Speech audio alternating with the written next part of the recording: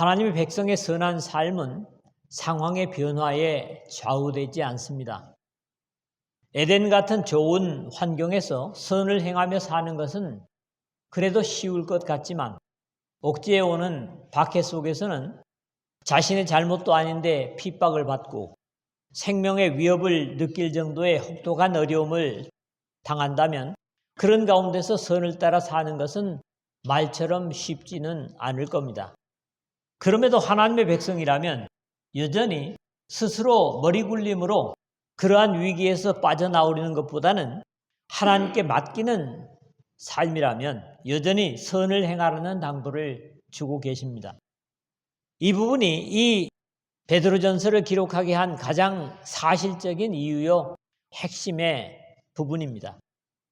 아무리 미래가 보이지 않고 견디기 힘든 핍박에서도 꾸준한 믿음의 자세를 지키며 선을 행할 때 박해하던 사람들이 그러한 모습을 보며 오히려 변화를 받을 수 있는 것은 이미 빌립보 감옥에서 바울과 실라의 상황 속에 간수의 가족이 예수 그리스도를 영접한 사실을 사도행전 16장에서도 보는 바입니다. 그럼에도 사람이 얼마나 연약하냐 하면 에덴과 같은 희락의 동산에서도 범죄하고 쫓겨난 역사를 보면 그래서 예수 그리스도가 필요한 우리 인생임을 절감하게 됩니다. 이러한 삶이 가능한 이유는 우리 주 예수 그리스도께서 죄가 없으심에도 죄인된 우리를 위하여 고난을 당하심으로 이미 우리의 모범이 되심을 이 말씀의 바로 뒷부분에서 보여주고 있습니다. 그런 이유에서 믿음의 사람이라면 당연히 그러한 그리스도의 본을 따를 것을 당부하는 말씀이 4장 1절에서 6절의 부분입니다. 이런 이유에서 우리들은 누구보다도 유리한 입장에서 신앙을 하고 있음을 감사하고 찬양해야 할 것입니다. 구약 성경에서 믿음의 선진들은 이런 모습을 가지지 못하면서도 하나님의 약속을 이루려는 피나는 투쟁을 할 수밖에 없었지만 이제는 최고의 모범이요 구세주이신 예수 그리스도를 모시고 있다고 하는 데서 절대로 핑계할 수 없을 겁니다. 이것을 주님께서 직접 말씀하신 바 있습니다. 내가 와서 그들에게 말하지 아니하였더라면 죄가 없었으려니와 지금은 그 죄를 핑계할 수 없느니라. 요한복음 15장 22절에 우리와 똑같은 몸을 입고 이 땅에 오셔서 범죄치 않으시고 주어진 생을 살면서 하나님의 뜻을 이루신 예수 그리스도께서 계시기 때문에 우리는 절대로 핑계하거나 변명할 수 없을 것이라는 말씀입니다. 바울은 이 삼라만상에 자연히 이러한 계시를 사람들에게 알려주고 있기 때문에 변명하지 못할 것임을 또 증거를 합니다. 창세로부터 그의 보이지 않은 것들, 곧 그의 영원하신 능력과 신성이 그의 만드신 만물에 분명히 보여 알려졌나니 그러므로 그들이 핑계하지 못할지니라. 로마서 1장 20절이죠. 믿음의 사람들이 믿음으로 인하여 당하는 고난은 당연히 믿음으로 대항하는 것은 그렇지 못하면 불신의 사람들과 다름이 없고 고난이 오히려 저주로 여겨질 수도 있기 때문입니다.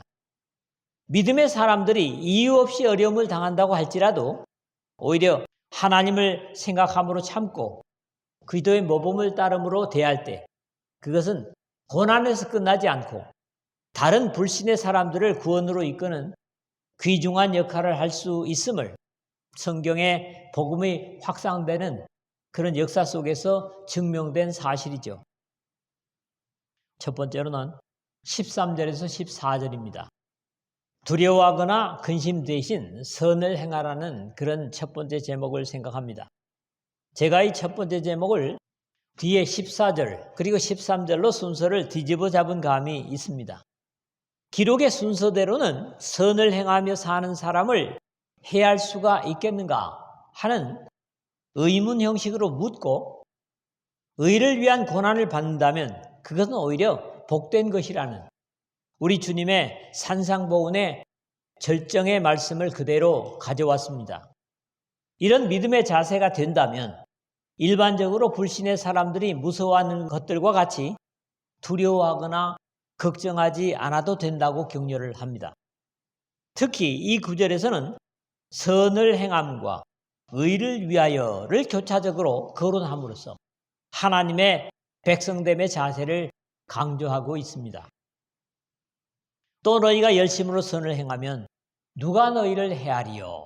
9절인데 타락한 인류의 대부분은 어둠의 속성을 따라 남을 해하는 악을 행하고 죄를 짓는 데 더 열심인 것은 안타까운 일입니다.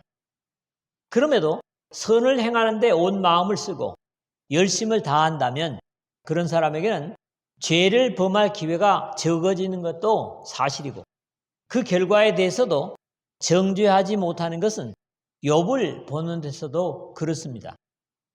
하나님께서 만나셨을 때 그 마음에 합한 사람이었던 다윗조차도 요압을 비롯한 장군들이나 군인들을 전쟁터에 내보내 놓고 낮잠을 즐기는 한가한 상황에서 오히려 죄를 짓는 경우를 만나게 되는 것을 보면 역시 열심으로 선을 행하는 것이 믿음의 사람들에게 필요함을 깨닫습니다.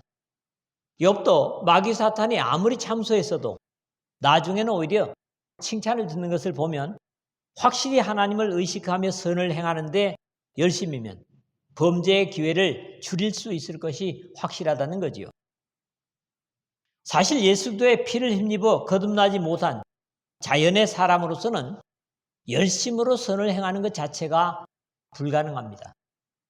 또 말씀을 의지하고 성령을 의지하며 열심으로 선을 행하면 대적 마귀 사탄도 해하거나 정죄하는 것이 어려워질 것은 당연하죠.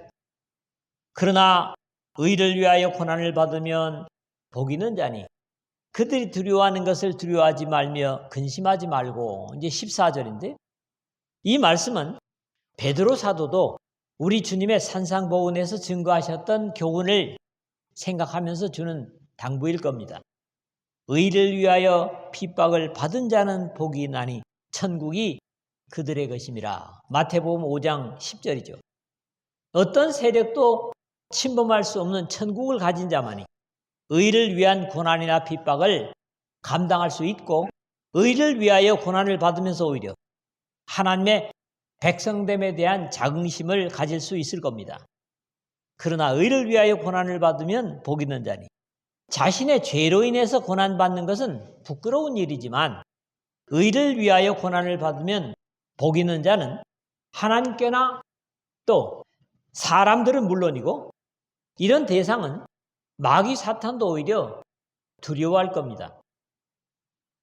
대부분의 사람들은 고난이 없는 것을 복으로 여기고 종교 대부분도 이 고난을 만나지 않는 것이 목적이기도 합니다. 베드로 사도도 조금 뒤에 가서는 좀 더 구체적인 경계를 주고 있습니다. 너희가 기도의 이름으로 치욕을 당하면 복 있는 자로다. 영광의 영 곧 하나님의 영이 너희 위에 계심이라. 너희 중에 누구든지 살인이나 도둑질이나 악행이나 남의 일을 간섭하는 자로 고난받지 말려니와. 4장 14절 15절입니다. 그러나 의를 위하여 고난을 받으면 복이 있는다니 이것은 또한 소망적입니다. 미래에 눈물도 슬픔도 아픔도 없는 영광을 기대하는 사람들이라면 그것을 위한 어려움을 당한다고 할지라도 주어진 확실한 약속으로 인해서 오히려 현재의 고난을 기쁘게 감당하게 되고 그것이 믿음을 갖지 못한 세상 사람들과 확실히 구별되는 모습일 것이기 때문입니다. 그들이 두려워하는 것을 두려워하지 말며 근심하지 말고. 이사야서 8장 12절 하반절의 자유로운 인용입니다. 그들이 두려워하는 것을 너희는 두려워하지 말며 놀라지 말고. 기도인들이 두려워해야 할 대상은 오직 한 분, 하나님밖에 없습니다. 그러므로 세상 사람들처럼 어려움을 당하면 두려워하는 것 같은 공포도 있을 수 없고 또 어려움과 고난을 주고 있는 당시에 핍박자조차도 두려워할 필요가 없는 겁니다. 장래는 이미 하나님의 믿부신 하나님께 맡긴 바 되었기 때문에 근심할 것은 더더욱 없습니다. 전능하시고 영화로우시고 홀로 한 분이신 하나님을 믿는다는 것이 이렇게 사람의 삶의 자세를 변화시키는 것은 이것이 사람의 노력으로 인한 것이 아니라 하나님의 약속이기 때문입니다. 두 번째로는 15절을 봅니다. 구별된 자세로 구원을 삶 속에 나타내라는 당부를 주고 있습니다. 열심으로 선을 행하고 의를 위하여 고난을 받을 수 있는 근거를 제시하는 구원면입니다. 죄인된 사람 스스로는 절대로 열심으로 선을 행하고 의를 위하여 고난을 받을 수 없습니다. 바울의 표현대로 그리스도의 죄인을 위한 희생을 증거하면서 의인을 위하여 죽는 자가 쉽지 않고 선인을 위하여 용감히 죽는 자가 혹 있거니와. 로마서 5장 7절입니다. 세상에도 의인을 위해서 대신 죽는 일이 쉬운 일이 아니며 선인을 위해서 용감히 죽는 자가 혹 있기는 있다. 하지만 두 가지 다 쉽지 않고 또 혹 있을 수 있다고 해도 흔한 일은 아니라고 비교를 하고 우리가 아직 죄인 되었을 때 그리스도께서 우리를 위하여 죽으심으로 하나님께서 우리에 대한 자기의 사랑을 확증하셨느니라. 8절에 예수께서 세상에 있을 수 없는 일을 하셨음을 증거합니다. 죄인된 사람을 위해 죽는 일은 있을 수 없다는 사실을 확인합니다. 물론 주 예수 그리스도께서 그렇게 하셨지만 그럼에도 세상에 그런 일은 있을 수 없다는 표현을 하고 있는 겁니다. 너희 마음에 그리스도를 주로 삼아 거룩하게 하고 바로 앞절에 뒷부분에 연이어서 만군의 여호와 그를 너희가 거룩하다고 그를 너희가 두려워하며 무서워할 자로 삼으라 하는 이사야서 앞에 8장 12절 하반절을 인용했다면 8장 13절을 인용한 말씀입니다. 사람이 거룩할 수 있는 것 역시 그리스도를 주로 삼을 때만 가능합니다.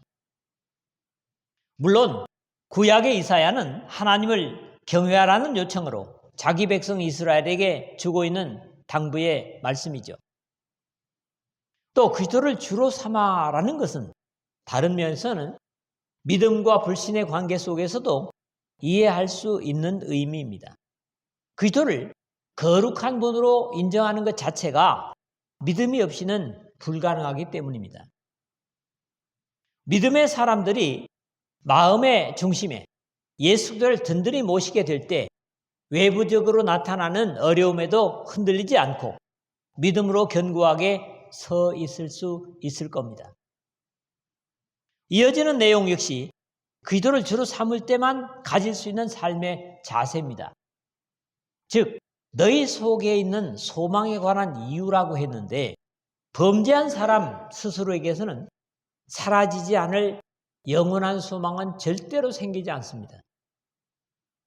히브리서 기자는 범죄한 사람을 향하여 오직 무서운 마음으로 심판을 기다리는 것과 대적하는 자를 태울 맹렬한 불만이 있으리라. 히브리서 10장 27절에 증거하는 것을 봐도 그렇습니다.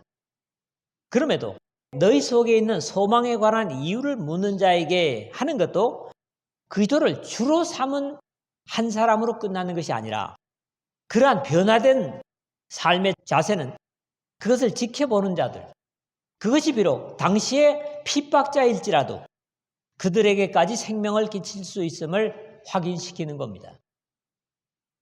베드로 사도는 이 소망의 이유에 대해서도 이미 1장 21절에서 너희는 그를 죽은 자 가운데서 살리시고 영광을 주신 하나님을 그리스도로 말미암아 믿는 자니 너희 믿음과 소망이 하나님께 있게 하셨느니라고 증거한 바 있습니다.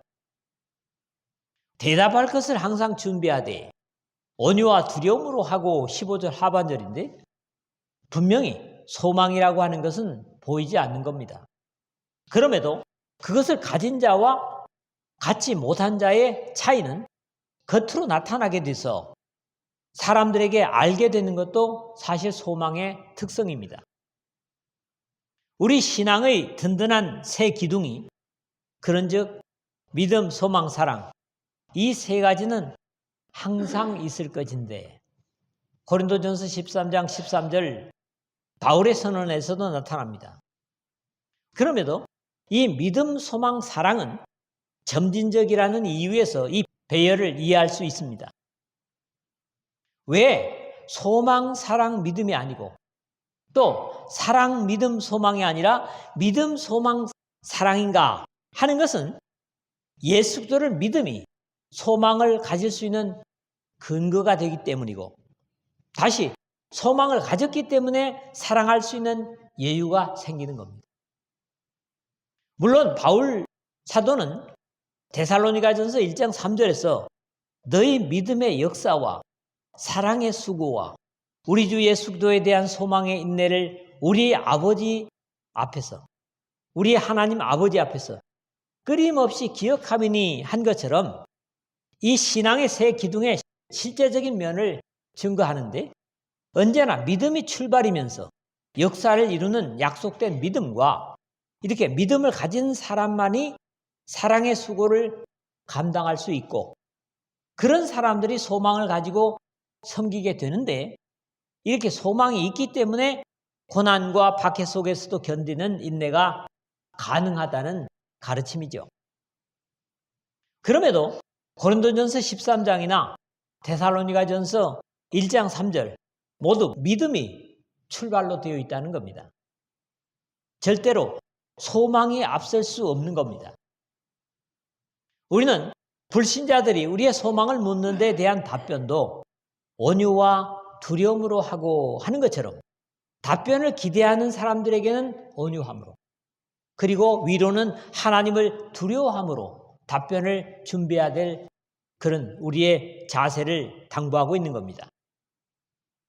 세 번째로는 16절, 17절입니다. 의로운 고난을 감당하는 것이 복이라고 그렇게 우리에게 가르칩니다.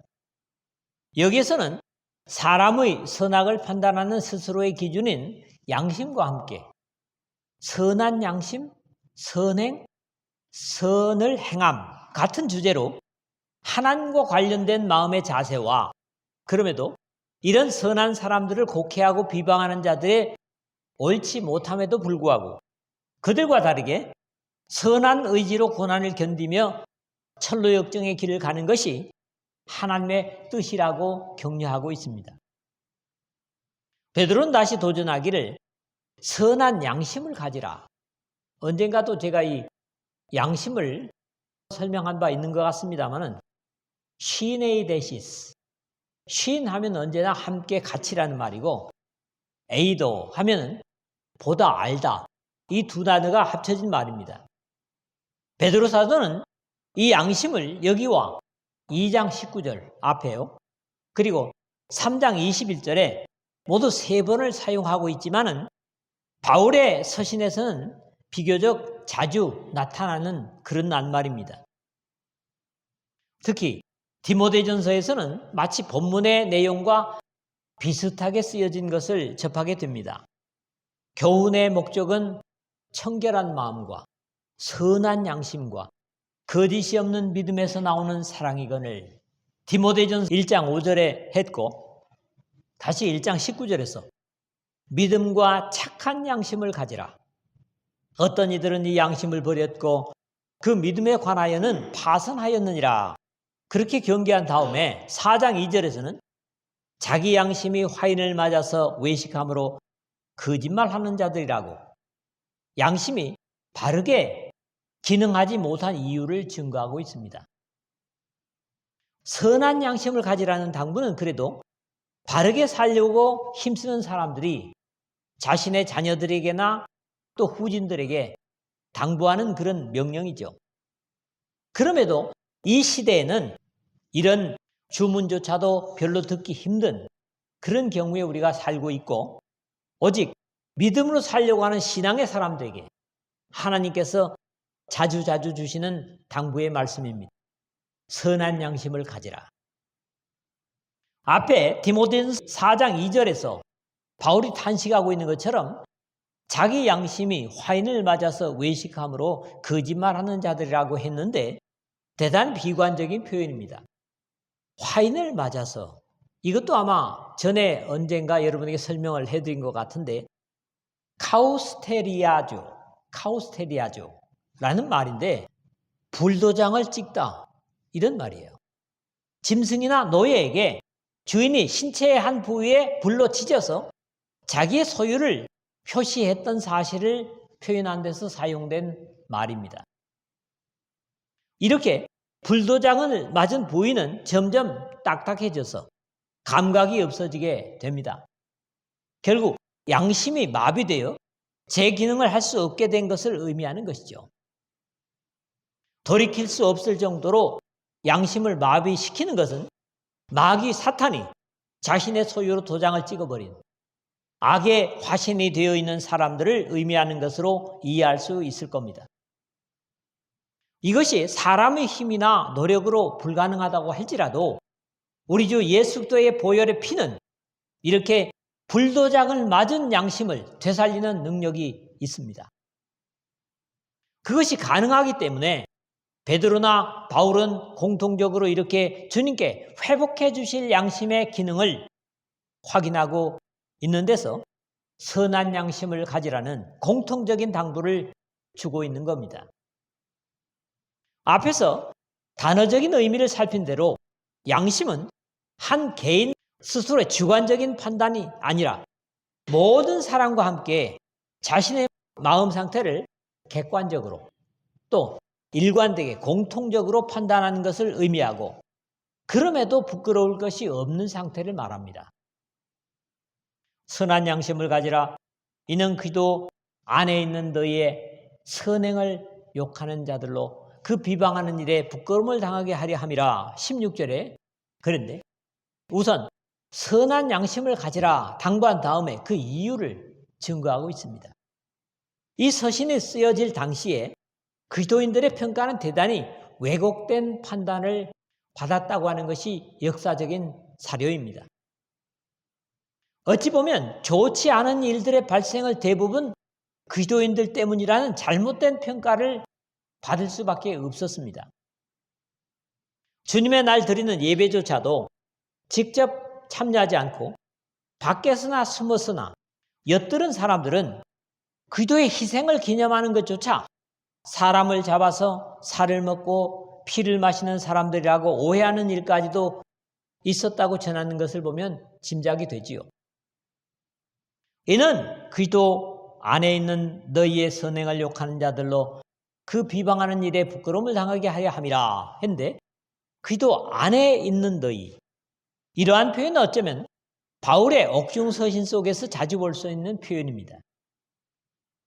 바울 사도는 로마서 8장 1절 2절에서 그러므로 이제 그리스도 예수 안에 있는 자에게는 결코 정죄함이 없나니 이는 그리스도 예수 안에 있는 생명의 성령의 법이 죄와 사망의 법에서 너를 해방하였음이라고. 새롭게 된 생명을 가진 그리스도인들은 정죄될 수 없지만 당시의 불신자들은 선을 행하는 그리스도인들조차도 비방하는 어리석음을 범했습니다. 이런 사실을 생각하면 그리스도인의 품격을 잃어버린 이 시대에 우리들이 듣게 되는 비방은 어쩌면 당연한 것이라고 해야 할 것 같습니다. 이러한 당부는 처음이 아닙니다. 이미 너희가 이방인 중에서 행실을 선하게 가져 너희를 악행한다고 비방하는 자들로 하여금 너희 선한 일을 보고 오시는 날에 하나님께 영광을 돌리게 하려 함이라. 2장 12절이었죠. 당시의 상황에서는 이런 오해를 받고 참고 지내며 그렇게 말하는 사람들에게조차도 같은 악으로 대항하지 않았지만 당시에도 누가 옳고 그름을 하나님께서도 드러내셨을 것이고 그렇지 못하다고 할지라도 나중에 주님께서 재림하시는 날에 그렇게 비방하던 자들이 오히려 수치를 당하게 할 것이라는 약속입니다. 선을 행함으로 고난을 받는 것이 하나님의 뜻일진데 악을 행함으로 고난받는 것보다 나으니라. 이제 17절인데 이미 2장 19절에서 20절에 부당하게 고난을 받아도 하나님을 생각함으로 슬픔을 참으면 이는 아름다우나 죄가 있어 매를 맞고 참으면 무슨 칭찬이 있으리요. 그러나 선을 행함으로 고난을 받고 참으면 이는 하나님 앞에 아름다우니라. 같은 증거는 다음 장 4장 13절에도 다시 언급됩니다. 오히려 너희가 그리스도의 고난에 참여하는 것으로 즐거워하라. 이는 그의 영광을 나타내실 때에 너희로 즐거워하고 기뻐하게 하려 함이라. 그럼에도 고난받는 것이 하나님의 뜻일진데 라는 말씀을 오해해서는 안 될 겁니다. 사랑의 하나님의 뜻은 예수 그리스도를 통해서 거듭난 자신의 백성들이 고난받는 것을 절대로 기뻐하실 분이 아니시기 때문입니다. 그러므로 선을 행함으로 고난받는 것이 하나님의 뜻일진데 라고 선을 행함으로를 반드시 붙여서 읽고 이해를 해야 할 것입니다. 악을 행함으로 고난받는 것보다 나으니라. 이제 17절 하반절에 전반절과 대비되고 있습니다. 악인들의 고난은 당연히 그 악을 행한 것에 대한 대가이겠죠. 그럼에도 의인의 고난은 잘 감당하면 욥처럼 하나님의 뜻을 이루게 될 것입니다. 결과에 있어서도 현저한 차이를 볼 것인데 악인의 고난은 부끄러움을 겪게 되겠지만 의인의 고난은 거기에 따르는 영광을 가져오게 될 것입니다. 간략하게 말씀을 맺습니다. 열심으로 하나님의 뜻을 행하는 사람은 하나님께서 보호하시고 의를 위하여 고난을 받는다면 두려움 대신에 영광을 기대해도 좋을 것입니다. 우리 마음 중심을 예수 그리스도로 주인 삼아 구별된 삶을 산다면 주변의 사람들은 그러한 삶에 흔들림 없는 그러한 삶의 이유를 묻게 될 것이고 그럴 때에도 하나님을 경외함으로 그러한 사람들에게 답변은 그리스도의 품성인 온유함으로 할 수 있을 것입니다.